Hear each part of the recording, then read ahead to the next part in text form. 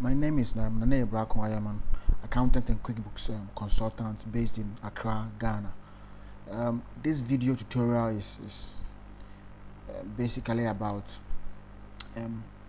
using QuickBooks to do landed cost. So how to use QuickBooks to do the treatment for landed cost. And by landed cost, what I mean is that you are an importer of certain products, okay? But before you get the product landed in your country for you to sell it, you pay for these products that you are buying. You also pay for insurance for this product. You also pay for duties for this goods that you are shipping. You also pay for shipping charges. So this and other expenses before these items comes to your country, okay? So for example, I'm using this Excel as an example. So this is a supplier or a vendor. Also, there's a vendor that we call Xprinter China. That's where we buy our things from. So we bought these 3 products at this quantity, at this cost, and this is the amount. So we bought Xprinter 58mm 100 pieces at a cost of this, given an amount of this. We bought the 80mm Xprinter 200 pieces at a cost of 200 cedis per unit, and this is the amount. Then we also bought some barcode scanners, and this is the amount in total. So this plus this is this. So we paid 70,000 to Xprinter China for this product that we bought from them. They are supposed to ship it. So we pay Translogy, which is a shipping company, this amount for them to be able to ship the items. We also paid Wesker Insurance Company for this 2,000 cedis as insurance cover. Then when the items landed at the Ghanaian port, we paid GRA Customs duties of this amount. So this shipping plus insurance plus duties making up 32. So this 32,000 need to be part of this 70,000. So we cannot just record this in our QuickBooks as purchases. We need to make sure that we also add the 32,000 to this values, so that we have the total value of these 3 assets being 102,000, not only this. So it's the cost of the items plus any other expenses incurred on it for the items to be at the country where we are going to sell it, or to our doorsteps. Okay, so to do that, you can use Excel to do the apportionment of this figure onto these figures. So you can use the quantity as the ratio to do the apportionment. Can you also use the amount to do the apportionment of this cost on these 3 products? And that's what I've just done here. So first, what I did was using the quantity. These are the total value. So instead of 10,000, the total value will be this, using the quantity as apportionment of this total cost. So good. Then this 40,000 will also become 56,000. This 20,000 will become 28,000. If we spread this figure on them using the quantity ratio, this quantity ratio. Now if you are going to use the amount, which is this as a ratio, this is what you are going to get for the total value of this piece of assets. Then based on using the quantity as the base to do the apportionment to get the total value of this value of quantities of this particular product, we have a unit cost of this. And if you use the amount as the base of apportionment to get this total value for this unit of item, you get this as a unit, the unit cost. So once you get these figures, it's simple. You can do your postings in QuickBooks. So first, we need to record this in our QuickBooks. So I'll just go into my QuickBooks, then I'll just go into I'll create a bill, and the bill is for a printer, China, and the items that is 58 mm printer, 58 mm printer, 100 pieces, the 80 mm 200 pieces, then barcode scanners 100 pieces,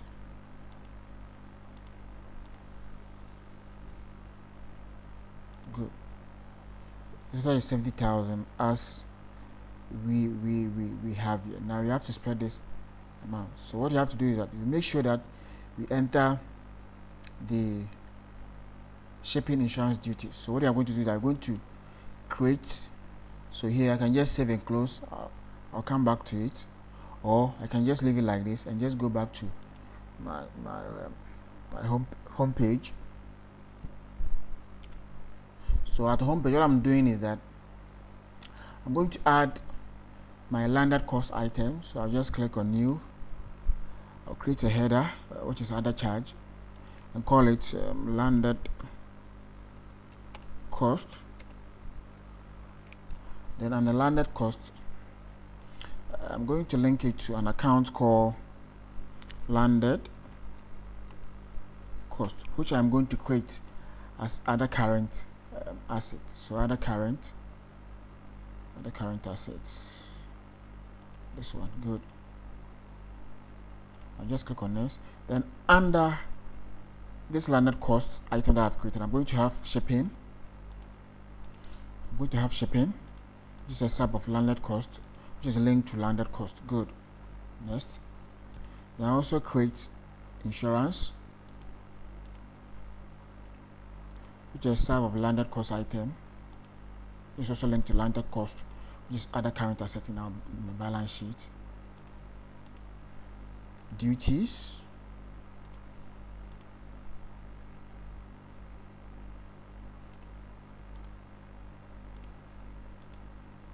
landed cost is linked to that, good.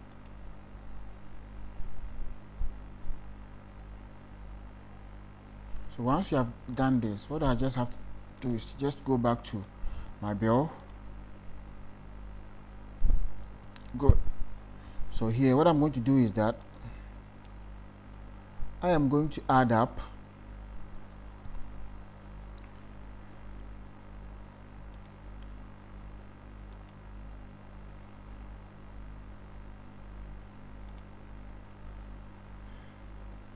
so I'll just save and close. Let me just first save and close. Good. Now I also did, I'm now going to record this other expenses, shipping. So here I can just come here. So here I have two options. I can just come here and type, first one was shipping. I can just come here and just say shipping, 10,000.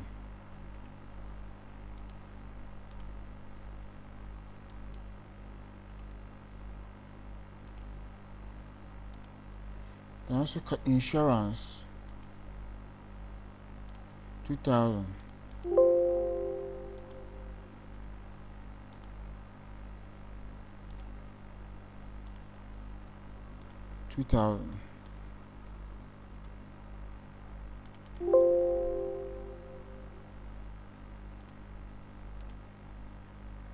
Duties 20,000.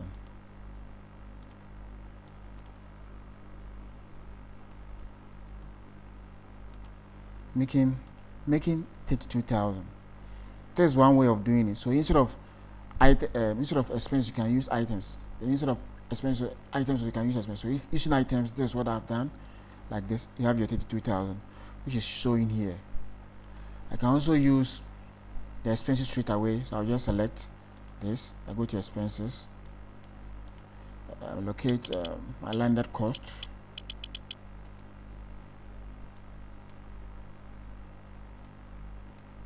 put the amount here, shipping 10,000, so 10,000. Memo is shipping, revenue,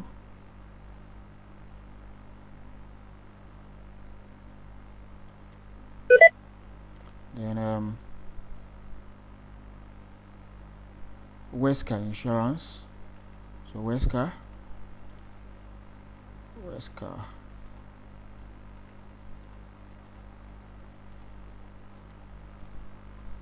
landed cost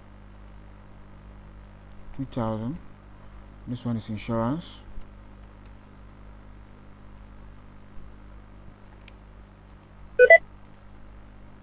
And this one is duties, GRA.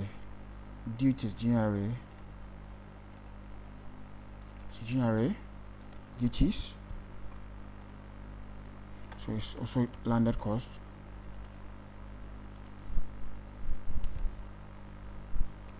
$20,000. And this one is duties.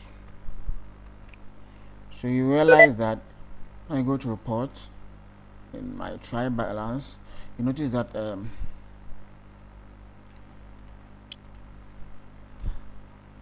70,000 for the inventory asset, then the landed cost is 32,000. So this 32,000 need to be part of this inventory asset, which is 70,000, and that is the main reason why the landed cost calculations become useful. So here, what will happen is that you have to go into the system and make sure that you do a postings where this 32,000 will be apportioned into this figure. So it's simple. That's how you are going to do it. So I'll just go into my bill of the inventory where I entered the inventory asset, which is this. What I have to do is just have to come here, select landed cost, 32,000. I put it here as a negative figure.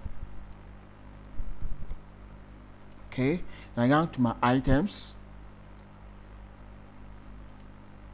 Come to my items. What I'm going to do now is I'm going to now enter the actual values. So for example, if I'm using the quantity,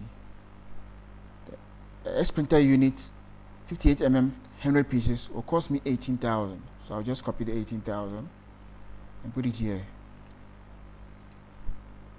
Now you realize that the cost now become 80. That is what I have here. Now for the 80 mm, I'm going to have, and the cost become 280. That is what we have here. And the next one is the barcode scanner. The cost is now 28. 280. That's what we have here. Good.